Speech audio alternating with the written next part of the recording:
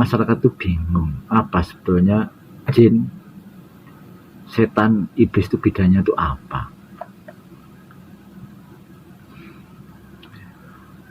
Ya, tentu kalau bicara mengenai jin, setan, iblis itu ya harus dengan perspektif iman Islam. Karena apa? Karena ini ajaran Islam yang wajib diimani, gaib yang wajib diimani. Walaupun memang susah menjelaskannya.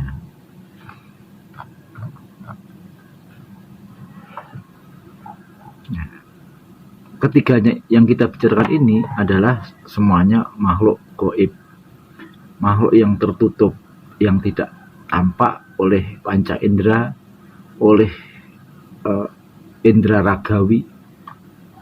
Semuanya tidak bisa diindera dengan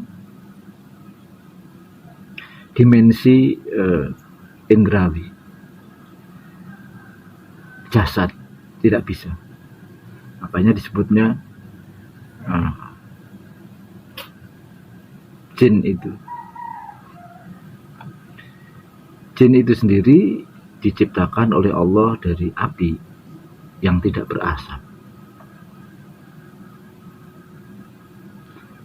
Itu kalau nggak salah termaktub menurut para ulama, para kiai dalam Quran surat Ar-Rahman 15 kalau nggak salah ya. Bisa kita bandingkan, bisa kita ambil ilustrasi seperti ini.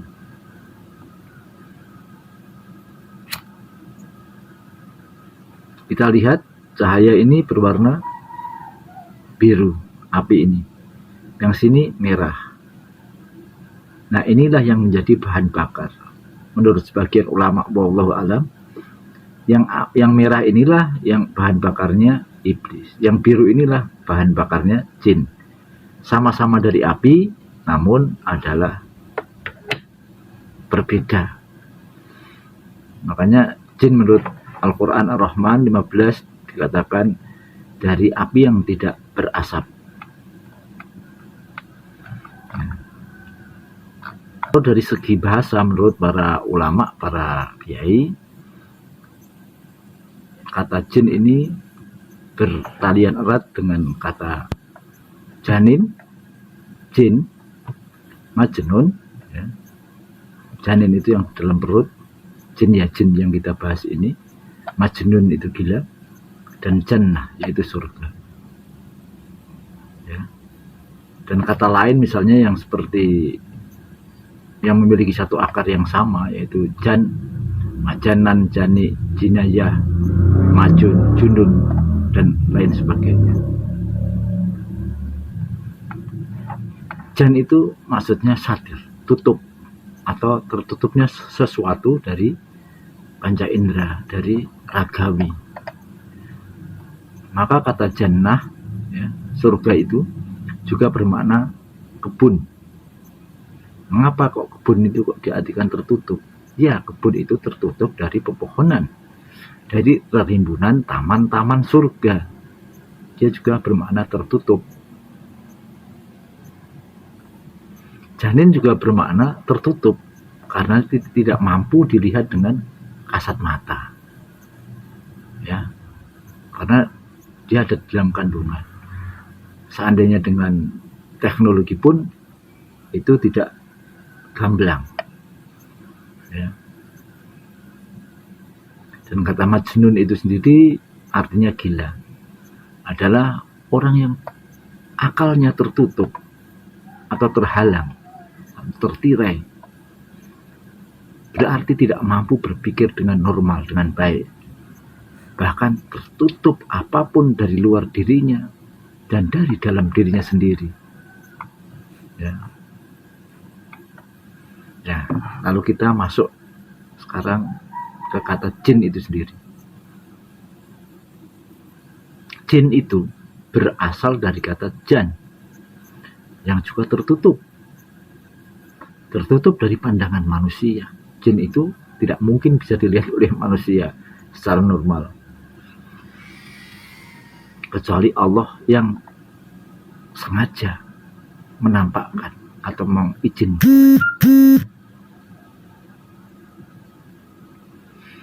kecuali Allah itu memang sengaja untuk mengizinkan hambanya untuk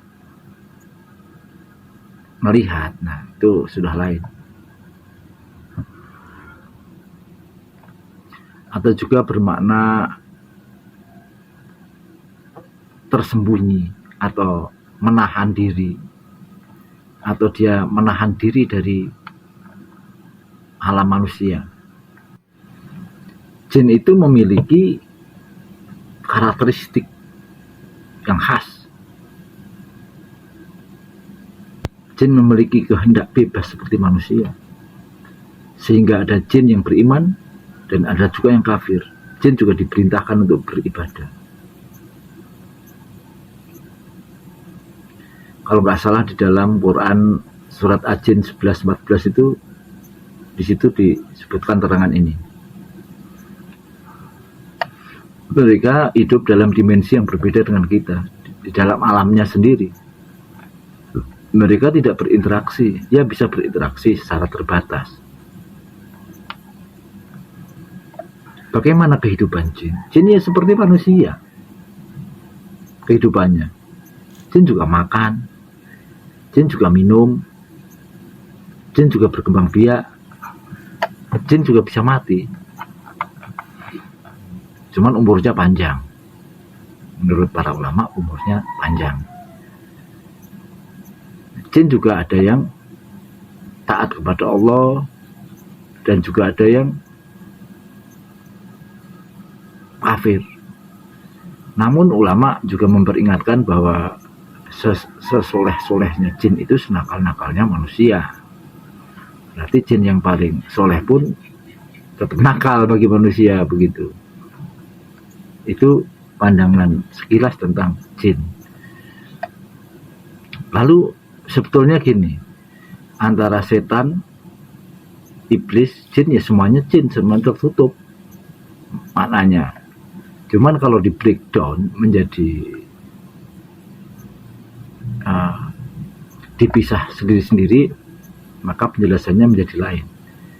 Kalau setan, ya sekarang setan, ya, tapi ini mungkin ada berbeda pendapat yang ini.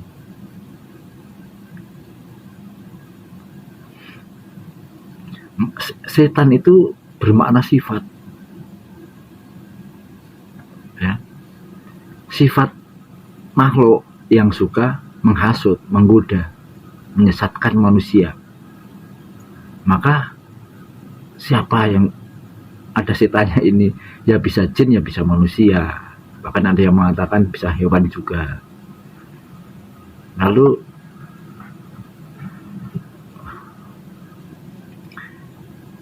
makanya orang yang berbuat jahat itu sedang kesetanan disebutnya. Nah, kalau orang yang pekerjaannya 80% itu menyesatkan, mengajak keburukan, nah itu yang sering disindir orang. Wah, setannya sudah pensiun karena sudah setannya orangnya lebih dari setan gitu. Apa sekarang peran setan itu sendiri? Ya setan bekerja atas tugas, ya. Job desk-nya dari Allah untuk skenario panggung sandiwara ini, ya, untuk menjauhkan manusia dari jalan Allah melalui tipu daya, godaan, dan bisikan-bisikan sesuai jenis setannya itu masing-masing. Di situ banyak tentara divisi masing-masing yang selalu menyerang sekitar manusia.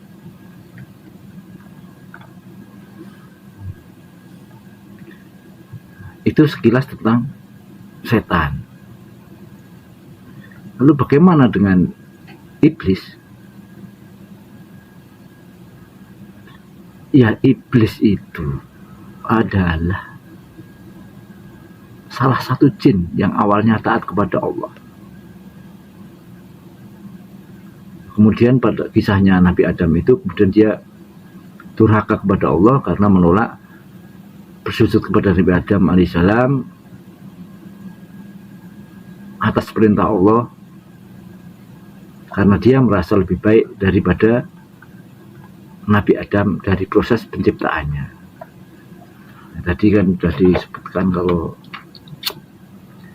ini ya, yang api merah sama api biru ini. Nah, biasanya api merah. Dia merasa lebih mulia daripada tanah. Itu kira-kira ilustrasinya. Iblis adalah pemimpin setan dan simbol kejahatan yang abadi. Ya, tugasnya memang itu, skenario Allah. Setelah diusir dari surga, si iblis ini bertekad untuk menyesatkan manusia. Hingga hari kiamat di situ terjadi perbincangan dan perjanjian ya, antara Allah dan iblis ini. Terjadi tawar-menawar, termasuk dengan Nabi Adam. Dia itu diperkenankan. Maka ketahuan di sini kelemahan jin ini sendiri sebetulnya. Karena kalau dilihat dari perbincangan ini, dia mempunyai pola-pola yang sudah diizinkan Allah tuh di perbincangan antara iblis dan Allah ketika diturunkan ke bumi dan menawar meminta kekhususan itu. Sebenarnya di situ kalau dilihat banyak polanya yang itulah kelemahannya. Kalau mau mengenal itu ya dari situ. Karena misi iblis adalah ya jelas dia tuh musuh utama bagi manusia. Tugasnya gitu skenario. Dia akan selalu terus menggoda manusia berpaling dari kebenaran. Nah, jadi kira-kira ya begitu. Kira-kira itu perbedaannya ya. Kalau jin itu makhluk yang sifatnya beraneka ragam, yang bisa yang seperti manusia ya.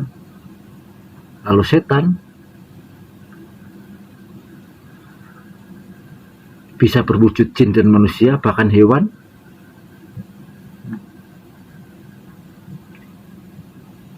Sedangkan iblis adalah pemimpin dari setan dari golongan jin itu.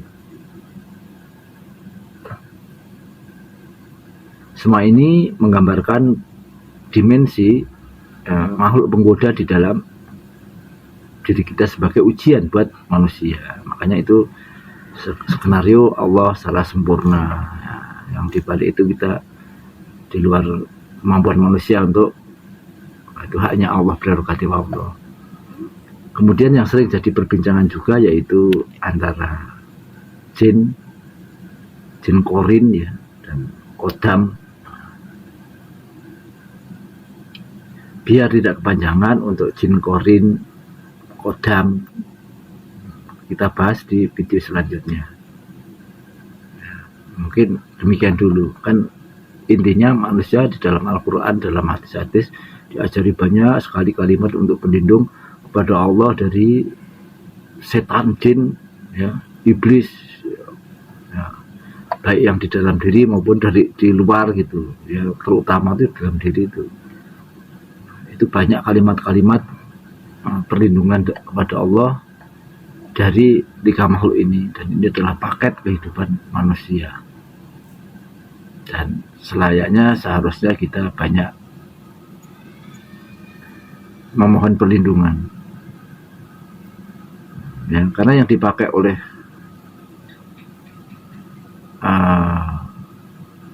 agen-agen setan ini itu banyak. Tadi disebutkan bahwa manusia dan jin itu juga sebagai setan. Itu misalnya ada dukun santet, tukang sihir, dukun tenung, dukun teluh, atau apapun juga.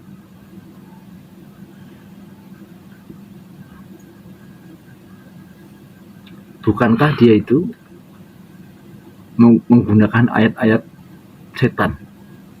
Nah, maka Allah ngasih juga perlindungan. Ya minimal kita selalu membaca ta'awud. Ada banyak sekali ta'awud yang diajarkan oleh Nabi. Itu pentingnya. Nah, kalau untuk pakar itu untuk orang awam ya. Kalau untuk para pesalih, untuk orang ahli dzikir tentu lebih dari itu. Makanya dzikir-dzikir itu difokuskan untuk mengalahkan diri, itu ya itu maksudnya. Untuk menundukkan jin yang dalam diri. Ya. Karena Rasulullah itu korennya juga tunduk, udah Islam korennya. Nah, itu kalau pembicaraan koren besok ya. Intinya banyak-banyak berlindung kepada Allah. Mungkin demikian dulu, nanti kepanjangan. Billahi taufiq wal hidayah. Wallahumma muwaffiq ila aqwamit thoriq. Assalamualaikum warahmatullahi wabarakatuh.